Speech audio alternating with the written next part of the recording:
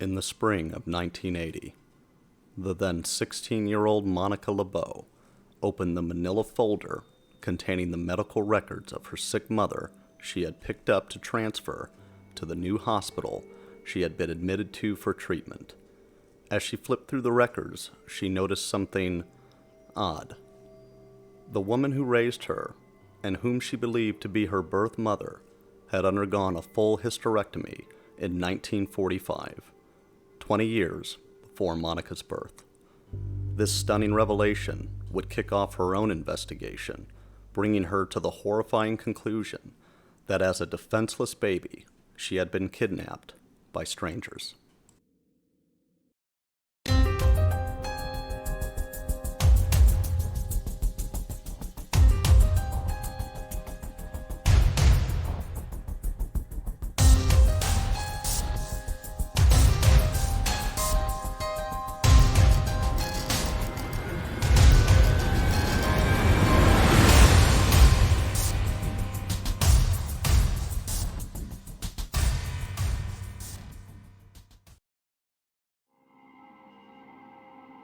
Monica's childhood was a nomadic one, having moved 28 times between 1964 and 1980. That's 15 years across 8 different states, meaning she and her parents moved an average of once every 6 months.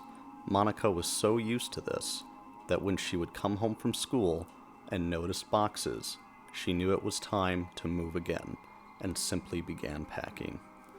She had never thought much of it, and in general was a happy child, but would find herself often frustrated that the moment she made some friends, it was time to move again. Monica's parents would also keep her home during normal school events, such as a picture day, without any true explanation for why. Monica was raised by her 2 loving parents, Pablo and Burma Libao.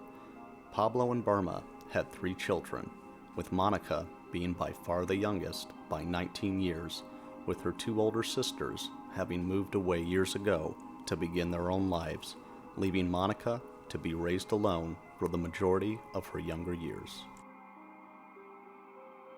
Fast forward to 1980. Shocked at the discovery of her mother's hysterectomy, Monica went to the hospital and immediately confronted her mother Burma, demanding the truth. Burma responded predictably. She became angry, immediately denying the accusations. However, when Monica presented the evidence, Burma's tone changed. Having argued with Burma for hours, listening to her continually insist it did not matter who her true mother was, as she had raised her, Burma finally cracked.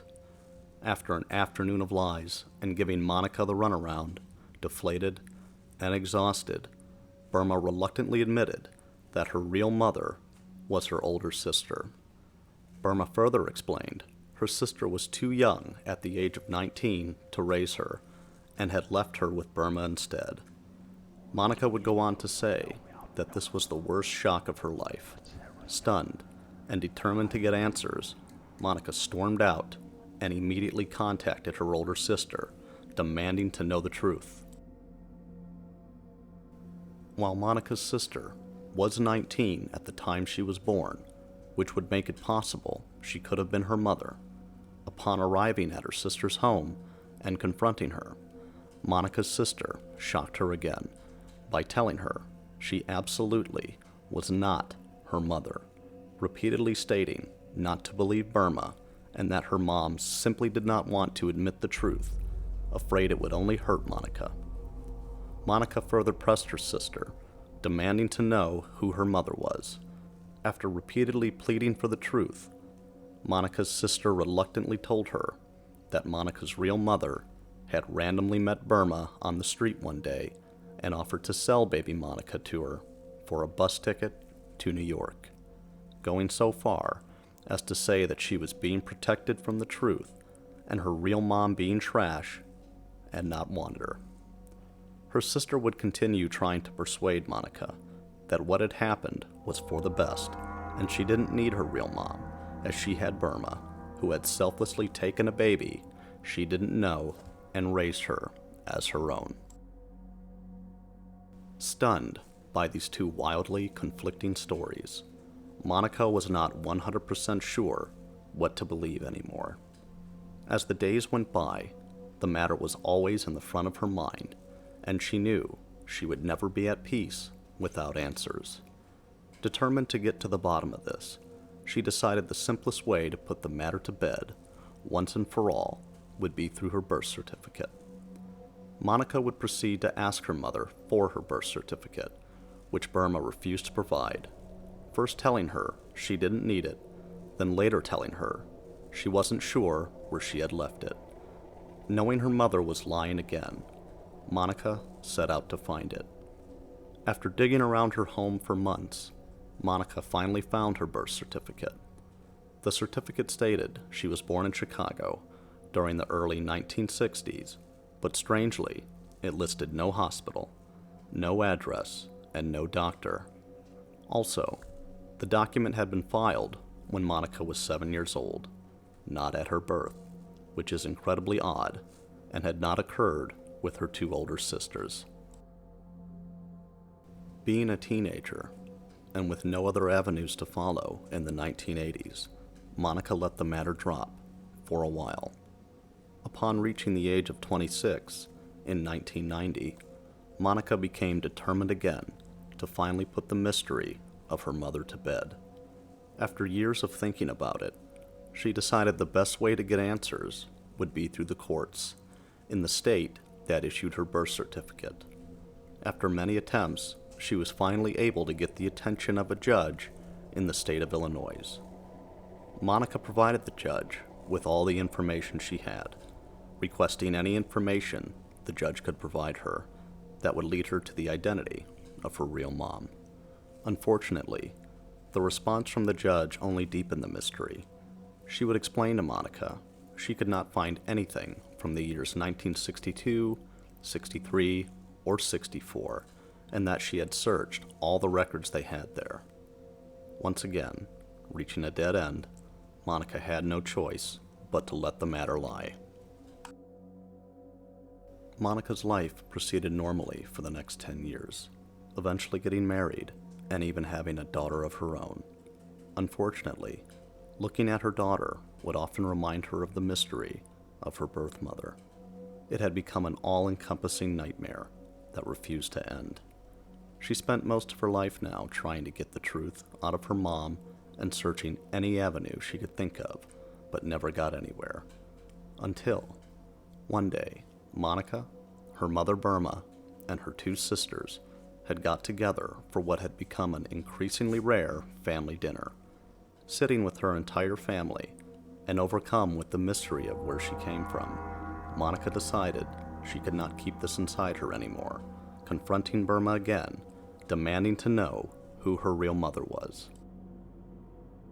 As Monica and her mother proceeded to argue again about where she came from, Monica's sister sat watching, growing more and more upset at the scene unfolding in front of her.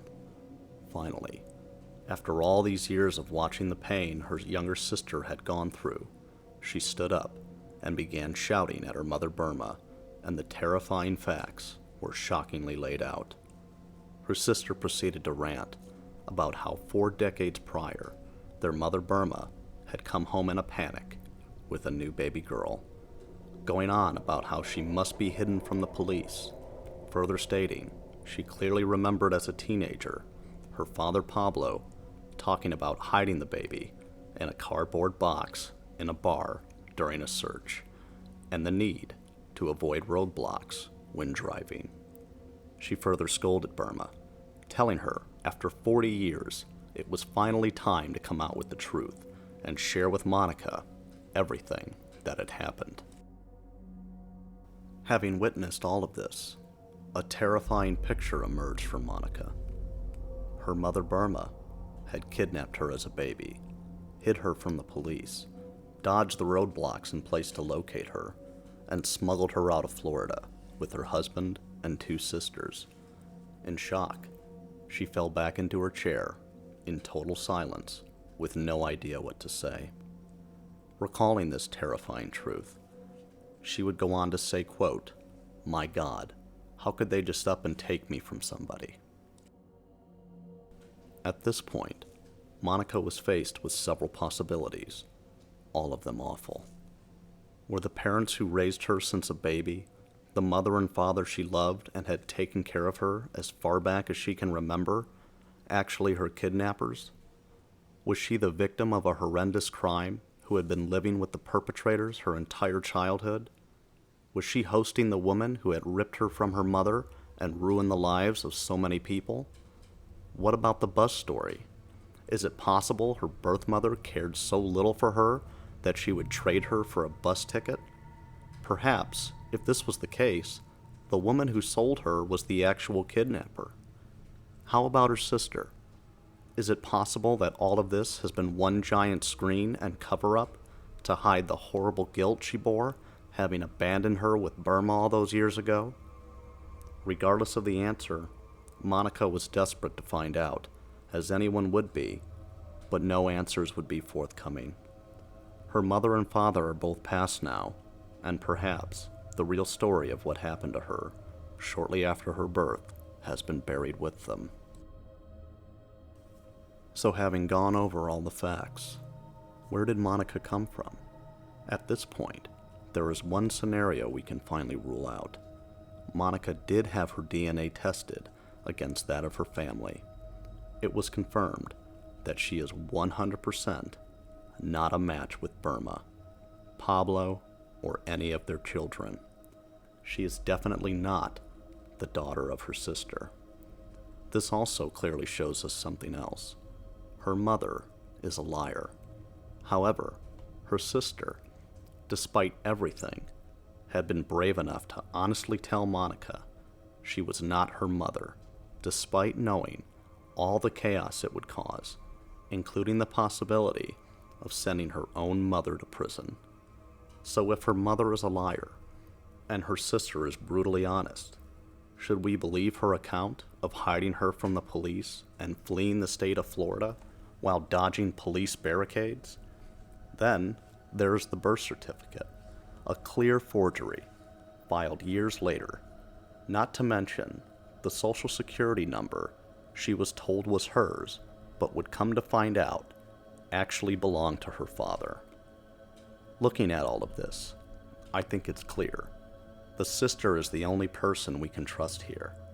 So if we trust the sister, then yes, Monica was taken as a baby from someone, smuggled out of her home state, and moved around the country her entire childhood. This realization is a terrifying one, that someone could do something like that to another mother, another family. This case allows us to speculate that her mother, no longer able to bear children, had wished for one more, and made that happen at the horrifying expense of another woman and their family. It's 2020 now, and there are still no answers for Monica. Years later, she submitted her DNA to some ancestry sites, and surprisingly, is still left with this mystery. According to the National Center for Missing and Exploited Children, from 1964 to October 2019, there have been 327 children under the age of 1 abducted in the United States. 140 were taken from healthcare facilities, 140 from their homes, and 47 from other locations. Of this 327 children abducted, 257 were taken by women of childbearing age, between the ages of 14 and 39. Statistically speaking, a nurse or healthcare worker is more likely to take a child from a healthcare setting, while a babysitter, relative, or friend is more likely to take an infant from the victim's home. For anyone missing a child, or knows anyone missing a child, Monica was born with a uniquely shaped earlobe on her left ear that would certainly stand out to her true parents. Additionally, it is believed she was taken sometime in 1963 or 1964 around Miami, Florida. If you have any information regarding the true parents of Monica, please contact the Miami police at the number listed on your screen. We pray Monica finds the answers she deserves, and would like to thank Brendan Strath for bringing this case to our attention. This has been Project Mysterium. Thank you for watching.